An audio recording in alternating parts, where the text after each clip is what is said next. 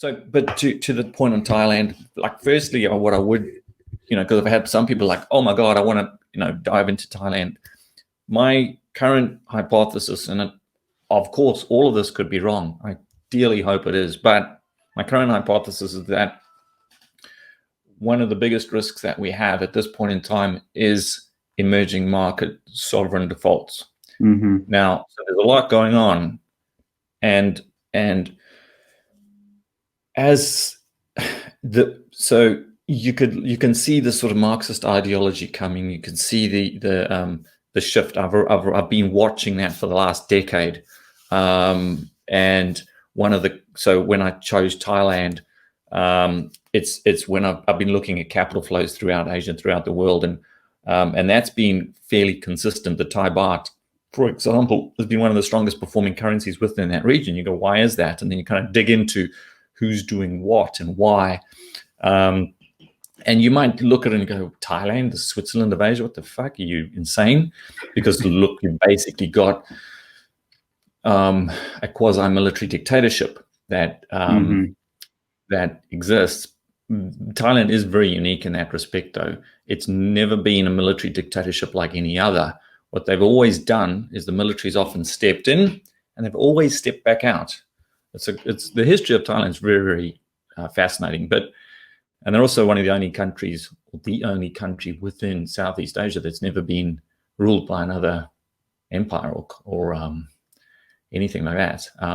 They're sneaky little buggers. They've always managed to play the various powers around them to their advantage. Anyways, so in the shorter term, I am very concerned with sovereign defaults in emerging markets. That's as a consequence of lockdowns, which have decimated cash flows. So things like opening swap lines to these countries doesn't actually really solve a solvency. It solves a liquidity issue. It doesn't solve a solvency issue. Many of these have got solvency issues. There's over 100 different emerging market countries now that have applied to the IMF for debt relief. And top of that list are dollar peg countries, which I've spoken extensively about, because their revenues come in essentially oil, which is, as we know, has been decimated.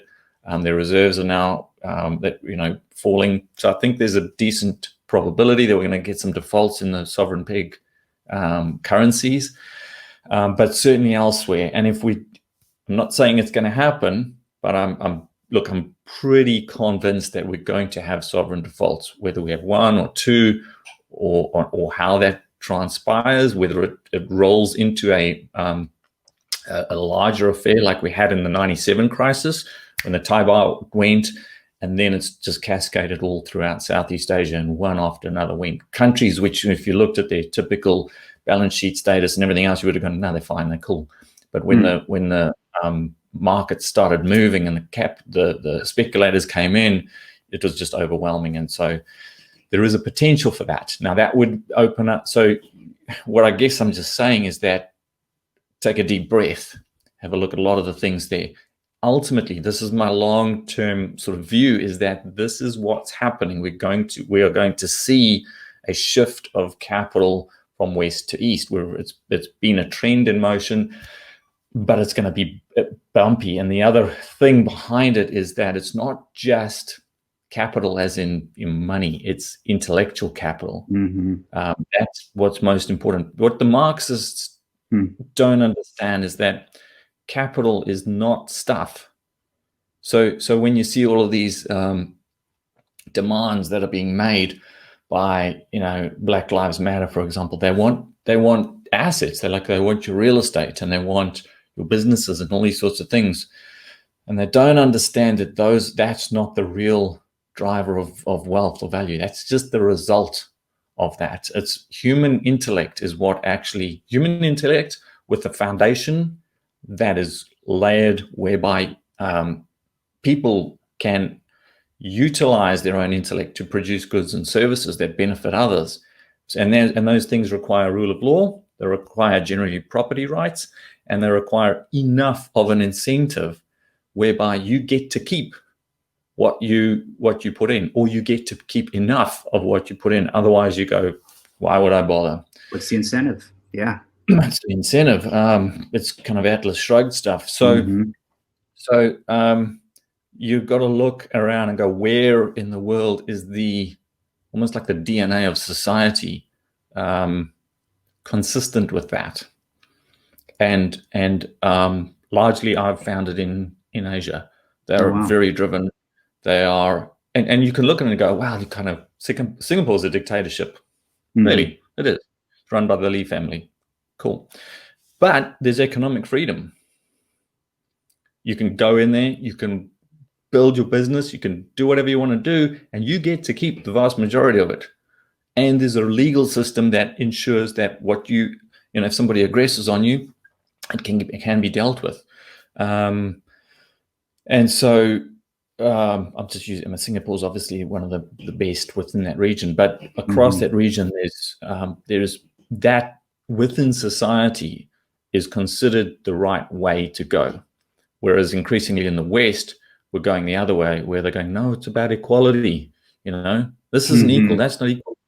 Gene, you got more money than me. Oh, we got to fix that, buddy.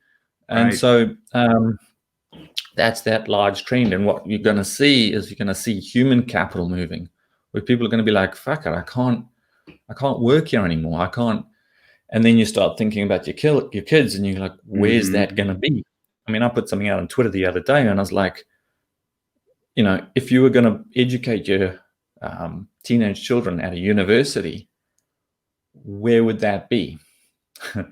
And I could see people struggling with it, because they're looking at a lot of these Western universities going, shit. Yeah. And so those decisions, it comes slowly. I've been watching it happen, but you can get to the point where it just becomes a deluge. It becomes very quickly. And then there's two components in that. One is hey, we don't want to have you leaving. You can't leave, Gene. Or you can leave, but your money has to stay. Exactly. And I've witnessed this firsthand. I grew up in Africa. I went back to Zimbabwe when they collapsed in 2008. And, you got to the people who didn't see it coming. When they got out with the shirts on their backs, literally, because you couldn't take anything out. You weren't allowed to take a car out of the country that was younger than 10 years old. Man. So it had to be an old car. You weren't allowed more than 10,000 Zimbabwean dollars, which was fuck all. Yeah.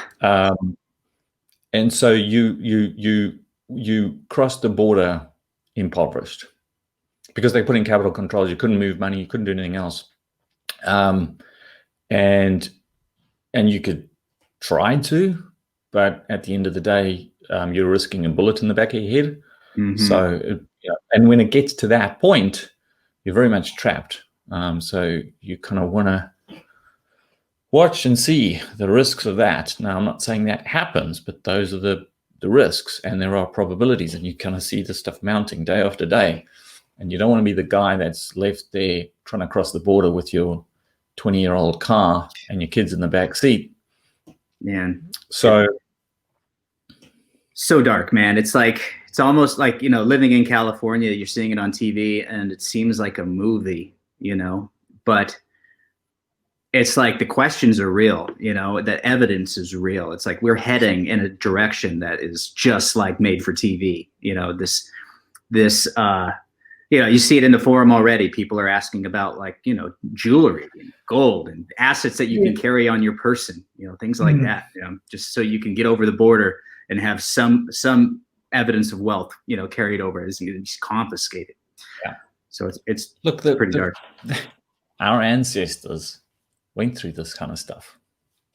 Yeah. The reason that you're here, the reason I'm here, at some point, everybody listening to this had an ancestor somewhere that made decisions that had to be made, which is why they're around.